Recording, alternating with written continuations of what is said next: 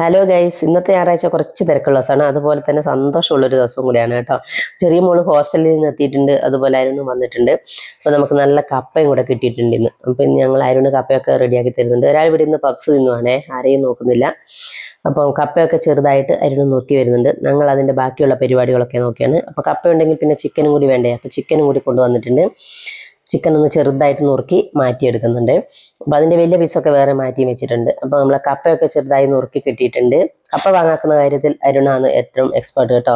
അപ്പോൾ അവനാണ് എപ്പോഴും കപ്പയൊക്കെ റെഡിയാക്കി തരാറ്. അപ്പം നമ്മുടെ കപ്പ ചെറുതായി നുറുക്കി കഴുകി വാരി ഒരു വലിയ പാത്രത്തിലേക്ക് മാറ്റിയിട്ടുണ്ട്. അതിലേക്ക് ആവശ്യത്തിനുള്ള ഉപ്പൊക്കെ ഇട്ട് കൊടുത്ത് നിറയെ വെള്ളമൊക്കെ ഒഴിച്ച് ഒന്ന് വേവാൻ വേണ്ടി വെച്ചു. ചിക്കൻ്റെ വലിയ പീസൊക്കെ എടുത്ത് മാറ്റി വെച്ചിട്ടുണ്ട്. അപ്പോൾ അത് നമുക്ക് കുറച്ച് മസാലയൊക്കെ ഇടാനുണ്ട്. നമുക്കത് വറക്കാൻ വേണ്ടി മാറ്റി വെക്കാം. ചെറിയ പീസൊക്കെ നമ്മൾ ബിരിയാണിക്ക് വേണ്ടിയിട്ടും മാറ്റിയെടുക്കാം. അപ്പോൾ അതിലേക്ക് നമ്മൾ ബിരിയാണിക്കുള്ള ചിക്കനിലേക്ക് നമ്മൾ മഞ്ഞൾപ്പൊടി, മുളക് പൊടി, മല്ലിപ്പൊടി, ഗരം മസാല, അതുപോലെ തന്നെ കുരുമുളക് പൊടി, കുറച്ച് ചെറുനാരങ്ങയും പിഴിഞ്ഞ് ഒഴിച്ചിട്ടുണ്ട്. അതുപോലെ തന്നെ കുറച്ച് തൈരും കൂടെ ഒഴിക്കുന്നുണ്ട്.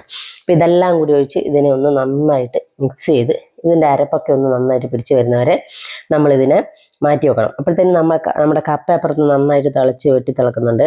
അപ്പം അധികം വേവൊന്നുമില്ലാത്ത കപ്പയാണ്, നല്ല കപ്പയാണ് കേട്ടോ. പെട്ടെന്ന് തന്നെ നമുക്കത് വെന്ത് കിട്ടുന്നുണ്ട്. അപ്പം നമ്മുടെ ചിക്കൻ ഇവിടെ മസാലയൊക്കെ പുരട്ടി വെച്ചിട്ടുണ്ട്.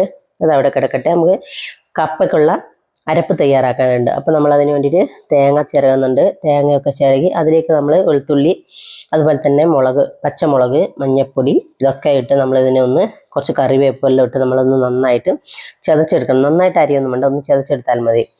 അപ്പോൾ നമുക്കത് ഒന്ന് ചതച്ചെടുത്ത് വരാം. അപ്പോൾ അതിന് ചിക്കന് വേണ്ടിയിട്ടുള്ള സാധനങ്ങളൊക്കെ ഇവിടെ റെഡിയാക്കിയിട്ടുണ്ട്. അപ്പോൾ നമ്മുടെ കപ്പ ഏകദേശം വെന്തിട്ടുണ്ട്. അപ്പോൾ അത് നമുക്കൊന്ന് ഊറ്റാൻ വേണ്ടി വെക്കാം. നമ്മൾ അരപ്പ് ജാറിലേക്ക് ഇട്ട് കൊടുക്കുന്നുണ്ട്. അപ്പോൾ അതൊന്ന് അരച്ചെടുത്ത് വരുമ്പോഴത്തേക്കും നമ്മുടെ ചിക്കനുള്ള സവാള ഇവിടുന്ന് വഴറ്റിയെടുക്കാം. അപ്പോൾ നമ്മുടെ സവാളയൊക്കെ ഒന്ന് വഴറ്റിയെടുക്കുമ്പോഴത്തേക്കും നമ്മൾ അരപ്പ് കപ്പയിനകത്തോട്ടിട്ട് ഒന്ന് കപ്പ നമുക്ക് നന്നായിട്ട് ഉടച്ചെടുക്കണം.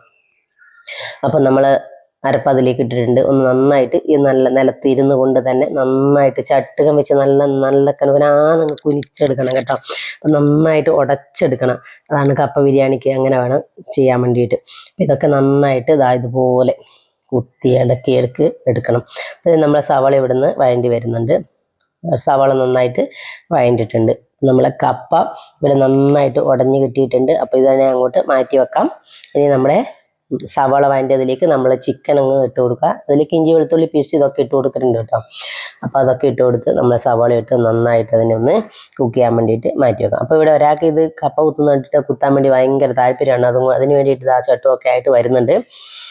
അപ്പം ഞങ്ങളെ ചിക്കൻ കപ്പയും കൂടെ ഒരു പാത്രത്തിൽ റെഡി ആവില്ല. അപ്പം ചിക്കൻ പകുതി വേറൊരു പാത്രത്തിലേക്ക് മാറ്റി കപ്പ അതിലേക്കിട്ട് രണ്ടും അപ്പുറവും ഇപ്പുറവും ഇട്ട് ഒന്ന് നന്നായിട്ട് മിക്സ് ചെയ്ത് എടുക്കുന്നുണ്ട്.